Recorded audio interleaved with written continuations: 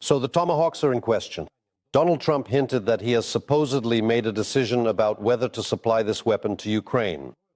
Such a statement was made literally just a few hours after Reuters published an exclusive report that the White House team is allegedly against such deliveries and wants to offer Kyiv other weapons instead. So who should we believe? Our special correspondent in the USA, Dmytro Anopchenko, has found out the details. Donald Trump, like no one else, knows how to create a sensation. With just one statement, with just a single sentence. And now, once again, a real flurry of reports followed that he had supposedly made a decision regarding the Tomahawks. Social media exploded with headlines, ignoring what the president actually said word for word. To some extent, I've already made a decision. Almost. If you think about it. I needed to find out what they were going to do with them, where they would be sent. I think I need to ask that question. But I still need to ask around because I'm not looking for escalation. And if you listen to the context, it turns out that there is still no final decision, although the president is close to making one, and that Trump seems to be leaning towards saying yes, because otherwise, why ask what targets Ukraine would choose for the Tomahawks if the answer were going to be no? It also seems that this issue is still a subject of bargaining with Moscow. After all, 3 hours before the president's statement, Reuters published a sensational report citing a senior White House official and 3 additional government sources stating that the chances of withholding the Tomahawks are slim. The American official emphasized that other, shorter-range weapon options could be provided to Kyiv. He added that the U.S. might consider allowing European allies to purchase other long-range systems and supply them to Ukraine. However, the delivery of Tomahawk missiles is unlikely. And shortly after Trump's high-profile statement, he essentially says something different, that he is ready to consult on options for Ukraine's use of Tomahawks. In other words, he could theoretically allow this sale, but restrict their use. Just as there is still no permission to strike deep into Russian territory with American weapons. Although the Pentagon is open to the idea of providing intelligence if Kyiv targets specifically Russian energy facilities. This is a vivid example of the shift in rhetoric from the Trump administration and America as a whole. And when we started hearing this personally from Trump about weapons, sanctions, and energy, and now even Vance keeps saying the same thing, that Russia does not want to negotiate, this potentially promises some very serious changes. But, as the military experts I spoke to say, all this rather means that the Kremlin is currently being given a choice, either negotiations or continued supplies to Ukraine. That's why there are these cautious Trump-like phrases, almost, if should ask, as the military put it. The strikes on Russia's energy infrastructure, which Ukraine is currently carrying out with its own means, are both sensitive for the Kremlin and effective. That's why Tomahawks, the White House can keep them as a trump card. This could further increase the pressure on Putin. He should be as concerned as possible about such a prospect. And to the credit of the Trump administration, they are not forcing Ukraine to refrain from such long-range strikes, unlike the previous administration, which also feared escalation. Escalation or breakdowns in negotiations. And a significant part of Trump's entourage still fears this. While others once again say that Moscow can only be forced to make peace by strength. That's why, in fact, the signals and statements often contradict each other. And the next step, according to Trump's words, is consultations not with Moscow, but with Ukraine. And as of now, there is still a chance for Tomahawk deliveries, even if Washington may ask to limit the area of their use. So what happens next? After that, as always, the decision is up to Trump personally. Reporting from Washington, Dmytro Anopchenko, Serhiy Koval, American Bureau of Inter-TV Channel, Marathon, United News.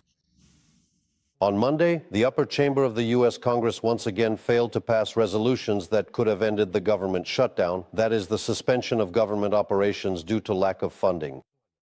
Neither of the 2 bills received the required 60 votes. The main reason for the partisan disputes remains the provision regarding tax benefits for health care for vulnerable groups of citizens.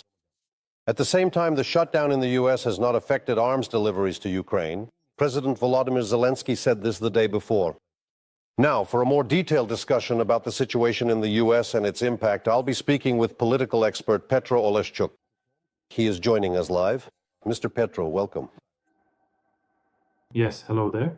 So, both the president and, earlier on October 3rd, Ukraine's ambassador to the U.S., Olha Stefanishina, assured that the U.S. shutdown currently does not affect the schedule of arms deliveries to Ukraine. Do you agree with this opinion, and do you have your own perspective on the American shutdown? Well, for example, could a U.S. government shutdown indirectly affect, perhaps in the future, the supply of weapons? I think that indirectly and in the long run, it certainly could have an impact.